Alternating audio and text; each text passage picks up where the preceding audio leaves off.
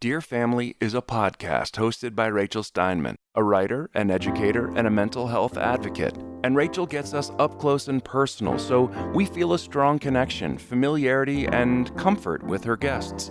Dear Family will explore many angles of mental illness, including isolation, drug addiction, and even suicide. Sounds like fun, huh? Well, you'd be surprised, actually, because once we get so invested with Rachel's guests, we can actually relate to many of the issues that naturally arise during her conversations, and what often follows is a knowing laughter. So yes, expect tears of heartfelt empathy, but don't be surprised if you chuckle now and then. So settle in and join us as we search for true healing and journey with Rachel and her most interesting guests. In addition to being a musician and songwriter, Shawn Wills is a millennial running a successful music entertainment business, booking bands for big events. Although Shawn is very driven, he's been stymied by a history of depression, anxiety, and alcohol abuse. In his adolescence, he felt coerced into participating in what he describes as a vitriolic divorce that lasted years and followed him into his college days. The divorce shaped his experience of love, his values, his ambitions, and his analytic nature. After experiencing the end of an important relationship and the worst heartbreak of his life, Shawn abused alcohol to mask his pain. He's here today to discuss his thoughts on attachment theory and how he's working on taming the beast of alcoholism, depression, and anxiety by reframing his mind. He's able to look back at his parents' divorce and find not just sympathy for them, but for himself. Shawn wants to learn about the nature of love in order to open him up again, helping him write the next big love song. Hi, Shawn. Hi. Hi. So I just want to let our listeners know that your stepmom, Kim Gersey, who you call Mama Kimmy, that's her married name. Your dad, Carrie. And Kimmy is one of my dearest and oldest friends who I've loved ever since I met her in high school. And she suggested that I reach out to you. It's really nice to have a millennial's perspective on mental health. And I just want you to know that I'm really grateful that you agreed and that you're here today to share your story with us. I'm delighted to be here. Thank you. Shawn, tell us just a little bit about yourself, where you grew up and your family. I grew up in Los Angeles, one of the few people who are not a transplant. Grew up in Manhattan Beach, pretty affluent community. And I lived with my mom and dad for the majority of my adolescence, up until the divorce, of course. And I was always a pretty driven kid. Instead of going out and skateboarding, which I did my fair share of, I mostly spent my time indoors writing wannabe novels and songs and spent my time kind of creatively exploring ideas. So, from a young age, I was already inclined toward the arts and doing something sort of unorthodox with my career and my life. And my parents were absolutely critical in fostering that ambition in me from an early age. Growing up in Manhattan Beach had its pros and cons. It is sort of known as the bubble because it's isolated or insulated rather from kind of the real world. You don't really get exposed to the hardships of, I suppose, other people's lives. And it took a long time for me, I think, when I was growing up to learn about how the real world worked. In spite of that, I'm very grateful for all the things that I was exposed to at a young age and the opportunities that it afforded me. So sort of uncommon childhood, but also a very exciting and thrill-filled one as well. And you're the oldest. You have two younger brothers. Yeah. How old were you when your parents got divorced? I was around, I don't know the exact year, but I think I was around 13. Right around the time I started developing interest in girls and that sort of thing. I remember that very clearly. Yeah. That's a pivotal time in a child's life. So you describe your parents' divorce as vitriolic. I don't even know if I'm pronouncing that right. Yeah, no, that's it. Because it lasted years, you said, and it followed you into your college days. Right. And I know you feel like it really kind of shaped the person that you are, your values and habits. Can you tell us a little bit about that? I don't remember the day that they told me they were getting divorced, but I do remember the day they told me they were separating very clearly. I remember the room I was in. I remember what the room smelled like. I remember the look on my mom's face. I remember thinking that this would never happen. I remember as a kid, I'd hear about divorce and I'd ask my parents, oh, that never will happen to you, right? Like, that's impossible. And lo and behold, it did. And, it all kind of felt really surreal to me. And I think at first it seemed pretty mild and tame. They hid me and my brothers from the darker realities of what was going on in the divorce. But as I got older and more aware, not only did I see and hear a lot of things that were unsettling, but I also was kind of dragooned into participating in a lot of it. At first, it was a lot of my mom or dad asking me to run reconnaissance on the other parent, report back to them on things I'd seen and heard. A lot of hearing about how atrocious the other person was. And mind you, this was all during my adolescence. So my high school experience wasn't the most normal experience. I was very studious, and I think that the divorce in a way inspired me to bury myself in books and learning, and I became a straight A student. And I kind of think that I'd perhaps used maybe excessive studying as a coping mechanism. And after, the divorce sort of took place and it started to kind of get reshaped and grow in its intensity. And for many years afterwards, there was a long aftermath of court battles and, fighting over assets and who's paying for what. And, I was definitely a participant in that unwillingly. And I think that as things progressed, I remember I was asked to appear in court, asked to sign documents that would be, a disadvantage legally to the other parent. And I didn't want to take sides. I didn't want to choose or take any moral or ethical stance, but I don't think I was given the option to make that decision. So, unfortunately, it was a very intense and laborious experience. And I'll never forget this one day I was asked to appear in court to reverse a document that I'd signed. And the judge looked at me, he called me up to the stand and he said, "Shawn, do you want to be here?" And I guess in an effort not to perjure myself, I was honest and I said no. And I knew that wasn't the helpful response to whichever parent invited me to go to court that day. I shouldn't say invited, coerced me into going to court. And, I remember just feeling this incredible sense of relief. This 60-year-old, well-spoken man wearing a black gown happened to be this veritable guardian angel to me. And things sort of calmed down after that. But what did he say to you when you said no? Oh, he said, "I think it's shameful that you were even invited to be here. And I don't see any reason for you to be here. You've been dismissed." And it felt really strange to have a complete stranger feel more parental to me than voice of reason. Right.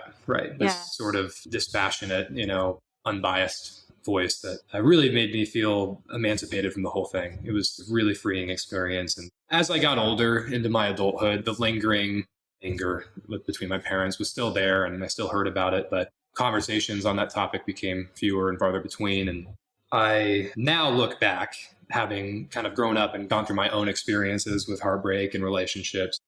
I have a lot more sympathy for what they were going through. And I know that they never intended to cause me or my brothers any psychological harm. I think that they were perhaps very unequipped to deal with what they had to deal with in that divorce. And they did the best they could.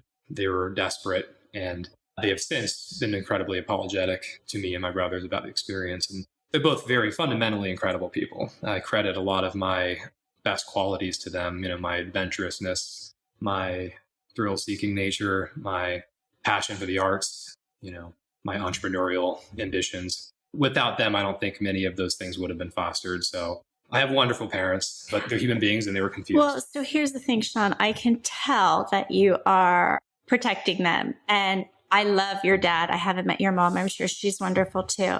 But I actually just wrote an essay called "Divorced Parents Don't Have to Suck" for Laura Wasser, who's the biggest divorce attorney to the stars out there.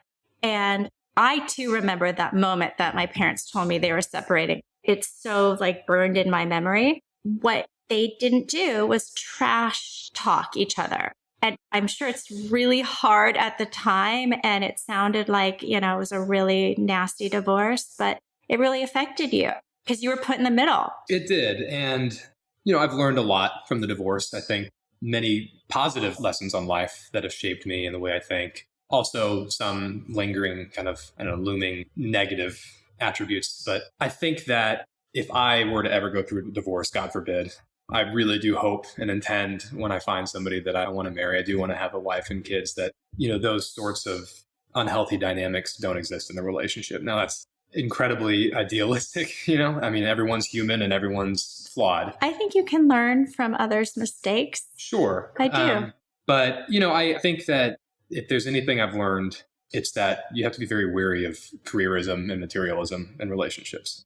I wouldn't say that either of my parents are particularly materialistic, but they both became very successful at an incredibly fast rate. And I think that got to their heads. I think that most of the arguments they had during and after the divorce were around money. And I've learned to be aware of qualities like egocentrism and pride and lack of accountability in relationships, which I think are very pernicious to the health of two people who are in love. And I've had some personal experience with that in my own relationships.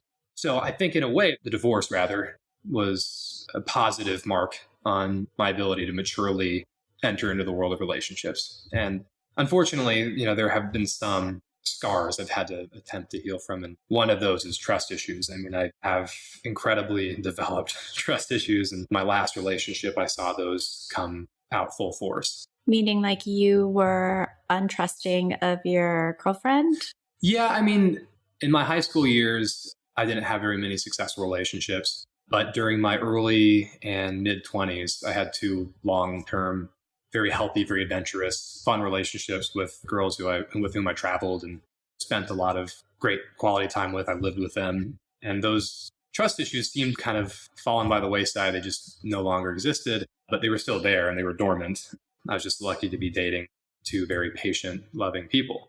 And I'm still in communication with both of them, great people. One of them is one of my best friends. But about 3 or so years ago, maybe not even 3 years ago, I fell in love with a girl with whom I was just totally enraptured. Someone who was a very driven entrepreneur, very talented songwriter. And we had this strong professional and personal relationship that we were fostering. And, I think beyond just those qualities, what was really alluring to me about her was her ability to be vulnerable.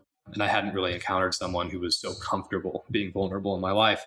And it felt like every time I was with her, I was just absolutely entrenched in the moment. And it was beautiful. All other concerns just vanished. And it was a very auspicious start to a relationship. But unfortunately, unlike any relationship I'd been in prior, the relationship was plagued by conflict. And those conflicts seemed to be elusive of resolutions at best and nearly impossible to resolve at worst. And because that dynamic was so unprecedented to me, I didn't really feel like I had the tools to deal with it. And I saw this sort of anxious and impulsive side to me that I hadn't seen probably since my early adolescence, just reemerged and came back with a vengeance. So, I think that we were both trying our best to reconcile these differences, these conflicts. And at the time, because it was such unfamiliar territory to me, I reacted with punitiveness and I kind of assumed that it was some wire crossed in her. And it wasn't until later that I could retrospectively see that what was really happening was this sort of marriage of these two very discordant set of insecurities that were strangely complementary, but also potentially very dangerous. And it's around this time that I discovered attachment theory and learned about how adults attach themselves to partners intimately in relationships. It was not only an informing experience to learn about it, but it allowed me to be more forgiving and compassionate, not only toward her, but toward myself and the experience that we both had to endure for as long as we did. So I want to come back to that, but I'm going to just quickly tell you what I know of attachment theory because I was a psychology major and especially developmental psychology. And they would do these studies where I want to say they were chimpanzees were the ones that were with their mom felt very comfortable when they were separated from them. And the ones that didn't have moms around would cling because they were so worried that they were going to be abandoned. So is that kind of like a nutshell of what you think of attachment theory? Like a little bit of the abandonment I think abandonment is definitely a component of attachment theory. So my understanding of it for the uninitiated, attachment theory is this psychological model that seeks to explain the way that human beings attach themselves to one another. And it's posited that 50% of people are securely attached in relationships and the other 50% of people are insecurely attached. That was a statistic that blew my mind. Wow, I that is very, seems half of all people are insecurely attached. Now, the saving grace of attachment theory to me is that your attachment style, whether it's insecure or secure, can change over time with, self-awareness. Your childhood experiences inform them early on, but if you're aware of yourself and the choices that you make in relationships, and if you have positive experiences with love in adulthood, those attachment styles can change. An insecure person can become a securely attached person and vice versa. Well, what I wanted to say to you, listening to you just now, is that didn't your mom and dad used to work together? They did, yes. And here you are working with this girlfriend and you're having conflict with her. And maybe in the back of your mind, you're seeing a little bit of what your parents went through. I just find that interesting because, this is a podcast about family, right? How we can try so hard to not be like our parents. And then sometimes we're just drawn in that direction. And on one respect, maybe that helps you find some sympathy for your parents, but you also may have been a little bit of like post-traumatic stress coming back to you. Sure. Yeah. I don't know. Is that sound rational? I think that I'm kind of like inextricably attracted to women who are passionate and driven, who maybe perhaps share a common passion with me. I found that in this person in a very strong sense. And I think that, as I mentioned earlier, some of the negative learning that I drew from the divorce was, really substantial trust issues. And I, throughout the relationship, was concerned that my significant other might have been in the relationship for purely self-advancing reasons, sometimes thought she was being opportunistic. I was worried that she was maybe using me. And that is a trust issue, right? Yeah. In retrospect, I think that those thoughts were all garbage. Okay. And I use that word very intentionally. I really believe that her intentions were pure. But, on the other side of the coin, she had a lot of trust issues with me that were not founded or not based in reality. Right. So I think that we both, as I mentioned before, we brought these sort of weirdly complementary insecurities, but also very destructive insecurities to the relationship that we simply couldn't find a way to address. I think, to elaborate on attachment theory, of the insecure group, there are two subgroups, and one of them is an avoidantly attached person. The other is an anxiously attached person. I'm almost certain that I was in a relationship that was the pairing of an avoidantly attached and anxiously attached person. In this case, I was the anxiously attached person. An anxiously and avoidantly attached couple are probably the most common relationship aside from two secure people being together, which again is a really alarming statistic when I discovered it. And, I think that it made perfect sense that that was what was going on to me. My response to difficulties in the relationship was to be sometimes overbearing, to be anxious, to want to seek a resolution immediately, to be fearful, to demand some sort of reassurance. And on her end, as an avoidantly attached person would do, would retreat, would unintentionally sabotage, would find any reason to run away instead of face it head on. So that pairing of two people, avoidantly and anxiously attached, like I said, it's very complementary in a weird way.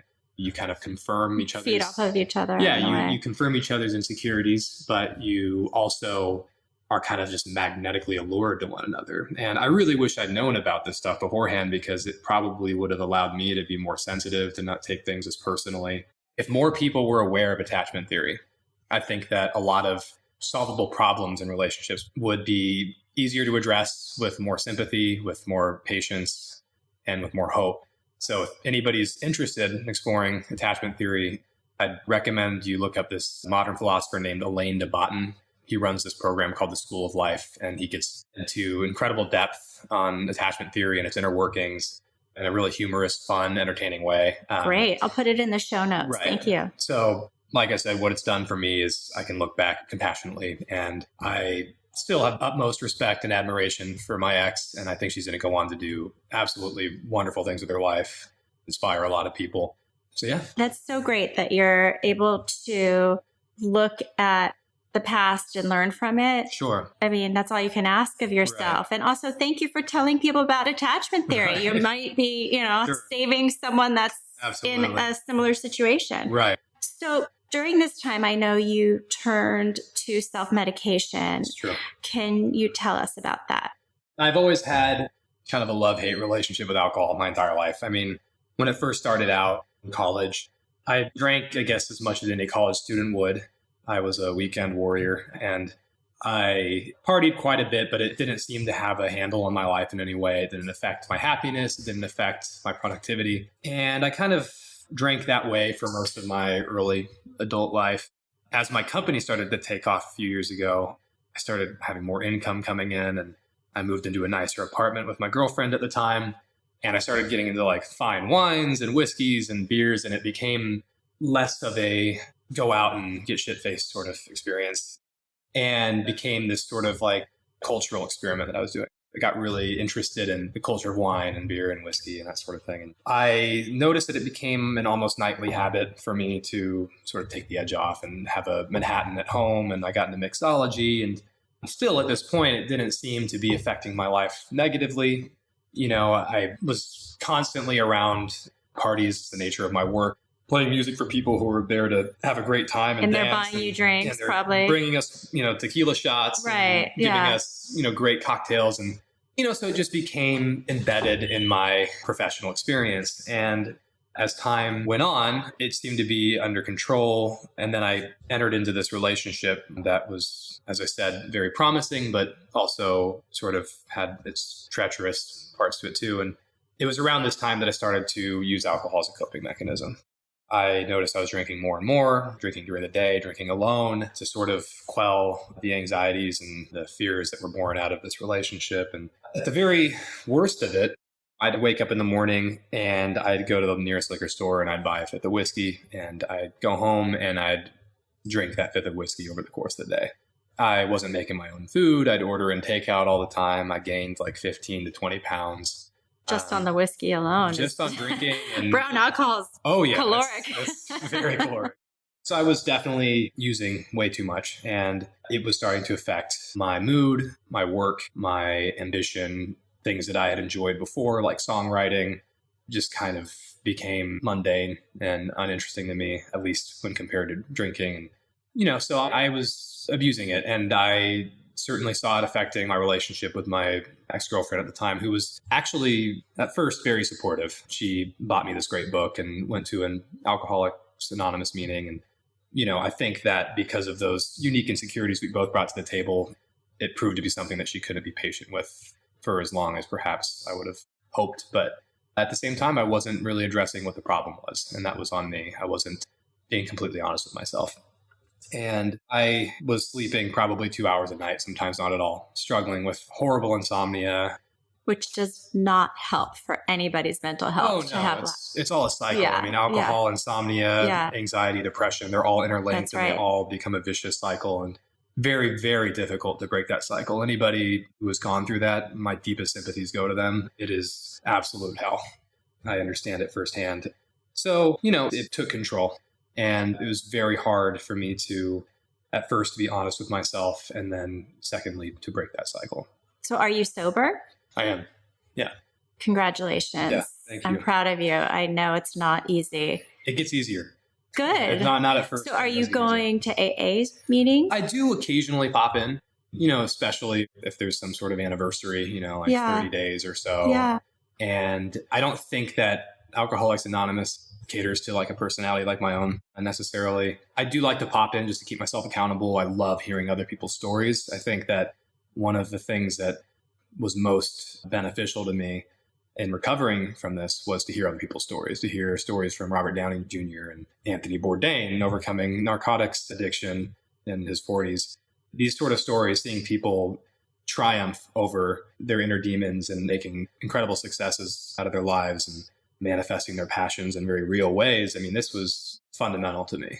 So great. I think that by sharing my story, I could only hope to inspire other people, whether it's on a podcast or in person in conversation. No, it's really true, which is, I'm grateful you're coming on here to talk about your story. And my brother is podcast number 1. he also said the same thing that you're saying, that just being in a room with other people, and it's especially nice when they are aspirational people that you've seen come out the other end that are really successful, and they struggled at some point in their life, and it doesn't make them weak. It actually only made them stronger later on. And you're a creative person, you're a musician, you're a songwriter. I often find that people that are very creative and in touch with their emotions might actually suffer from mental health issues. And it's maybe because they're more raw, more open. And yet, like, for example, my mom, who is bipolar, she is so creative. I think there is a fine line between people that are truly gifted in creativity, sometimes suffering from these major emotions. And I'm wondering how that plays in your life. Do you find that maybe now that you are feeling better and freer, are you actually more creative? Or because you talked about how your work took off as you started self-medicating. So that could kind of sabotage in a way. So I'm just curious your thoughts on creativity. Yeah. I think that sort of begs the perennial question, what came first, the chicken or the egg, right? Right. I mean, with me especially, I think I was predisposed to having anxiety and depression issues. It runs in my family. I also think they were probably triggered by environmental factors. But, I think that my kind of highly analytical, anxious mind has been a blessing and a curse in a way. I mean, my ability to run a company of the scale that it is with as much efficiency that I do by myself. Can you tell us a little bit about your company? Oh, sure. Yeah. It started about 4 years ago. Started with a band that I started with a few friends, and the name of that band is Crowd Theory. And Crowd Theory is actually the name based on a Freudian, studying Freud's ideas of like group psychology and the bystander effect. And anyways, I started this band and we were playing at bars for like $60 a person. And the sound in the bar was awful. We were hurting our ears, hurting our voices, making very little money for the hard work we were putting in. But eventually I found a way to kind of tap into the private event world and reach out to event planners and agents. And that band sort of took off and started booking quite a bit of private events for a much better budget than we were getting at these dive bars. And after that, I leveraged the success of that band into creating a number of other bands. And my business model all along has been to do something entirely different from what the rest of the cover band world is doing. You see a lot of people doing this kind of like, we're buttoned up, we're like ready for a wedding, we're cookie cutter, we're going to play the same songs you've heard the same way they've been played for the last 20 years. I wanted to give it a little more edge, a little more uniqueness, a little more bravado. And I'm actually in the process of rebranding my company to reflect that vision. It's done very well. At present, I'm managing 6 different projects, 3 of which I created myself. And, it's one of my pride and joys in my life at the moment. And admittedly, I bury myself in work maybe more than I should. It's an escapist tendency, but I'm very good at what I do and I'm proud of it. And it wasn't until I met my ex-girlfriend that I started getting back into original music. And I felt very inspired by our love story. And then at the end of the relationship, I felt very inspired by, I guess, the inherent tragedy of it all. And I think the work that I'm doing now originally, aside from the company, is some of the best creative work I've done to date. And I hate to say it, but I do credit my anxious tendencies with that creative success. Right, which tied back to my original question. Okay. Right. And by the way, you don't have to have mental illness to be creative. And sometimes you're freest when you are, right? When look at the Beatles. How prolific they were as songwriters. They wrote the happiest, most cheery music you could ever imagine. Exactly. I adore that band. That's right. And they lived life like gods. They were top of the world. And you mentioned to me that you have some general concerns for the mental health of millennials. Sure. When it comes to social media and, as you put it, the post-truth era, which I really like that. I know, so does Kimmy.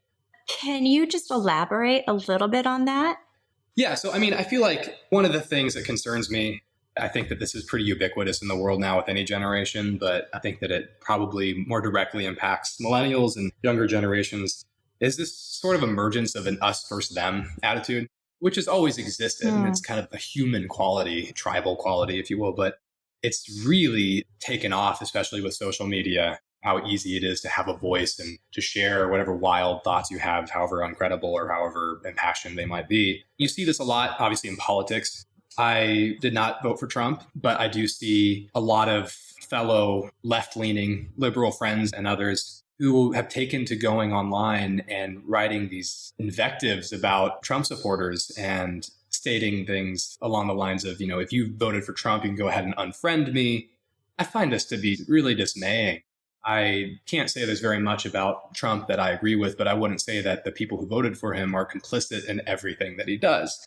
In many cases, they probably voted for him for a singular issue or some sort of financial reason or whatever, a fiscal policy. And I know a lot of some of my best friends are Trump supporters, very loyal, loving, compassionate people who I would never lump into one singular category.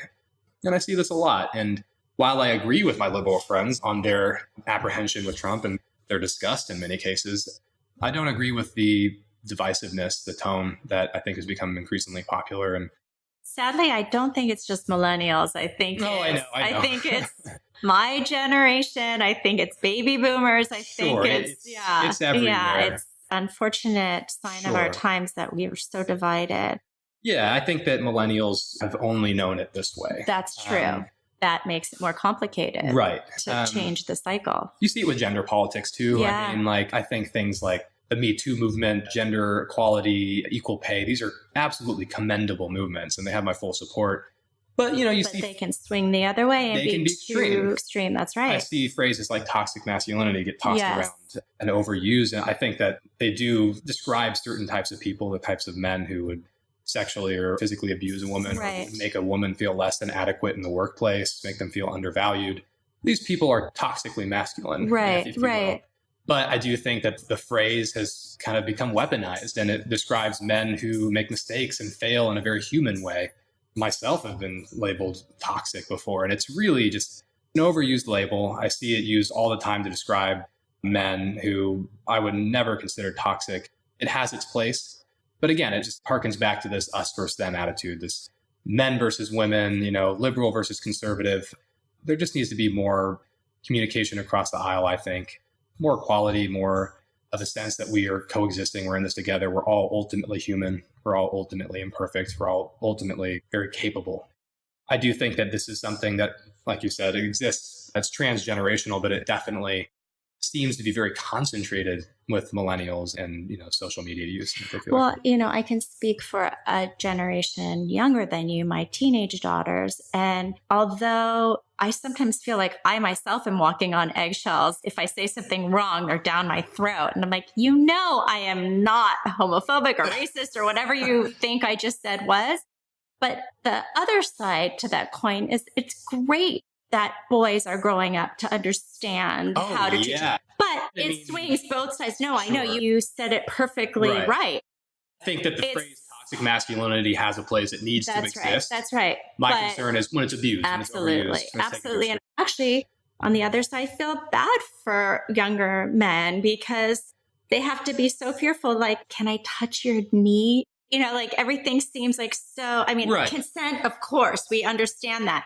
But it's just like adding more anxieties. And I think that kind of ties into this excessively politically correct culture as well. That's right. This is coming from a lifelong liberal, Right. No, absolutely. And I actually so glad you brought this up because it is.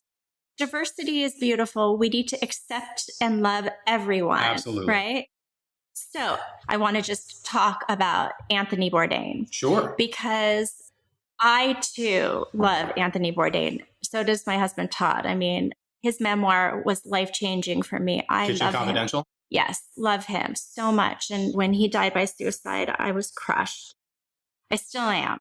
I know you really relate to him because you love to travel, and he stepped out of his box and showed us go meet that different person, go talk to that different person. So I want to hear in your own words why he is a role model. Sure. He kind of became my hero posthumously. I didn't know anything about him prior to his death, and he became a major influence to me at a really important time in my life. He passed away just days before my ex and I broke up. I broke up with her in a way that I still very much regret. And I needed someone like Anthony Bourdain at that time to kind of encourage me and resurrect these feelings of adventurousness and the desire to travel, and that love is something that can be trusted and should be sought out in life. And, if there are 5 people I could resurrect from the dead just to have a meal with, I mean, he would absolutely be in that top 5. Like you said, he's encouraged people to travel. He's the kind of person who was very opinionated, at times self-righteous even, but he could sit across the table from someone of a different culture with whom he might vehemently disagree on very fundamental things and still have a respectful conversation, break bread with them, and learn from them. And I guess that ties back into this us versus them attitude. Yeah. I mean, I think it is so much more important, instead of categorizing, instead of being divisive, instead of augmenting the flaws that we see in other people, to try to see the joys, the successes, the accomplishments, the common humanity that we have in them. And Anthony Bourdain was an absolute figurehead in that perspective, I think. I agree. So he said, I mean, almost everything that he says became gold to me, became rhetorical gold. I just absolutely adored this man. But he even said things that I disagree with. And there's this one, I think it's incredible folly to just have a hero and praise everything that they say. I mean, they're human beings too, and you might disagree with them. And there's this one circulated quote, very popular quote that he said, which was, skills can be taught, but character is something that you have or you don't. I fundamentally disagree with that. I think that, in fact, we should, as a culture, I think, put more effort into teaching about character in schools, even teaching about love, teaching about emotional intelligence.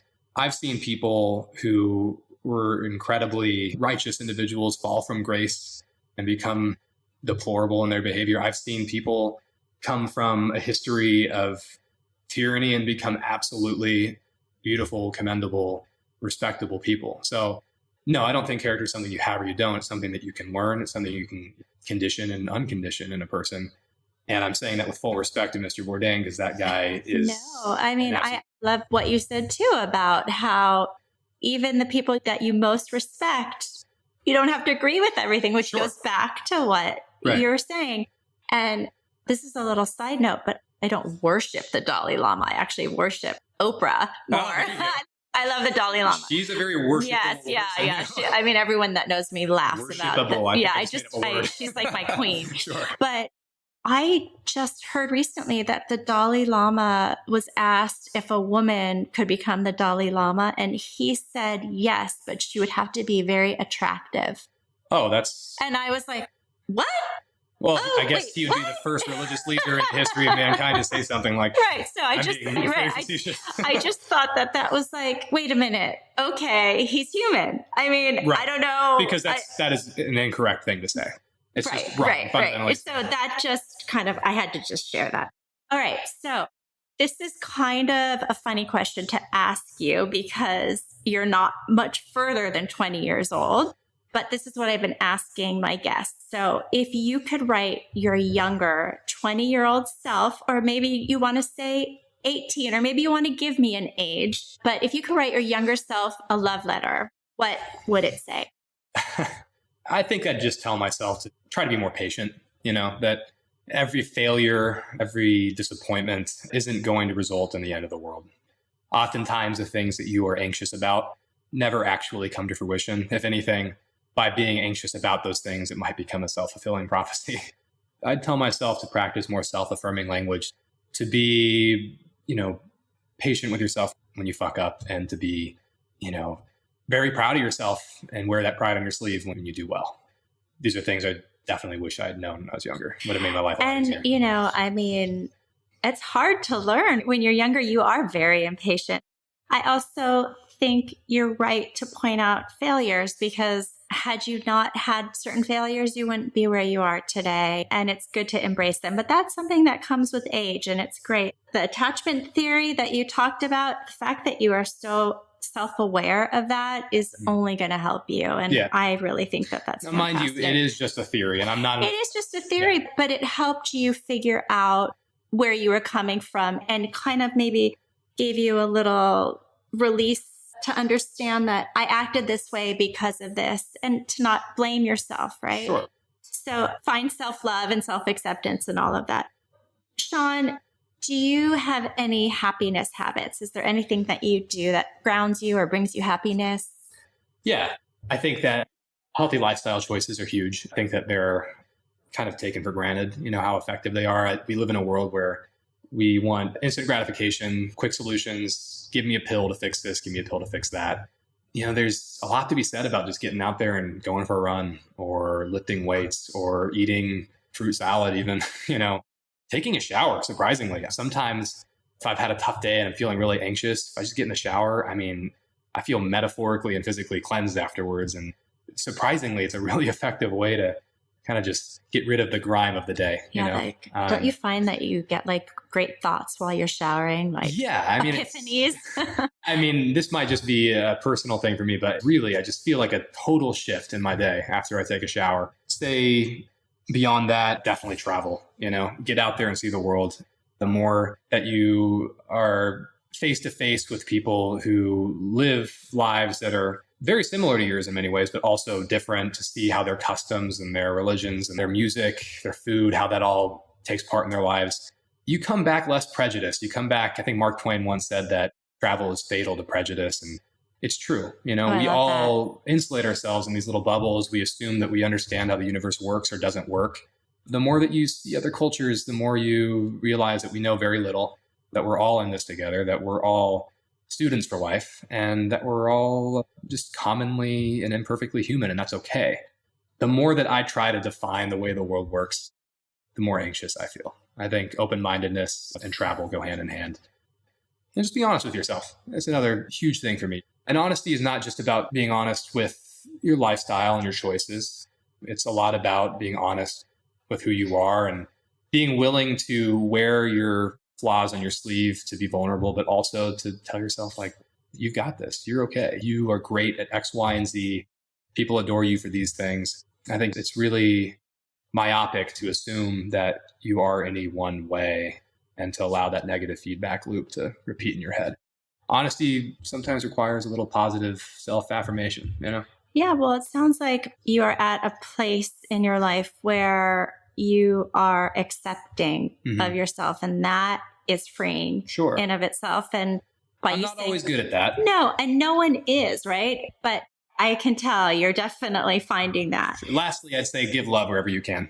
There's enough petty rivalry and hatred and jealousy and vindictiveness and anger in the world.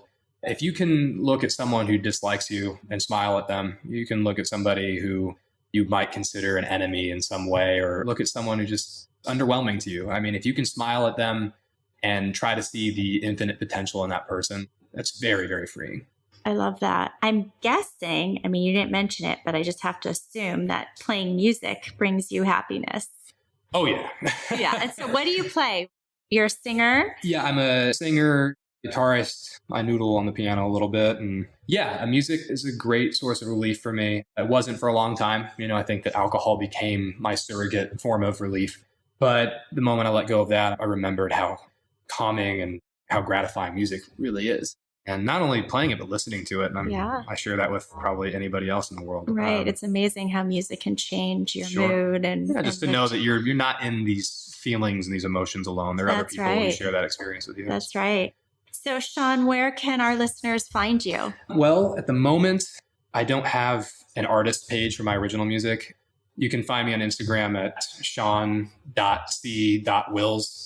And I'm going to announce pretty soon an artist page and a website for my original music. So find me there. And my business's Instagram is at Crowd Theory ENT.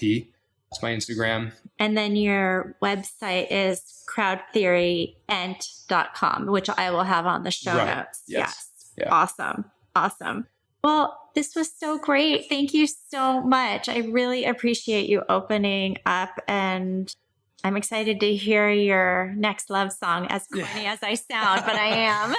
Yeah, I write quite a few of those. I also write about other things. Yeah, no, it was a privilege to be here. I really appreciate you inviting me. And your parents should be proud of you, Shawn. They really should. You know what? I'm proud of them. They've grown tremendously. We never stop growing. Yeah, no, and we don't. My dad and my mom have grown to be like absolutely fascinating people who I consider friends and parents at the same time. Well, you should be proud of yourself because you're able to look at it that way, and I'm happy for you. Thank you, All right. Rachel. Well, thanks for coming on. Thank you.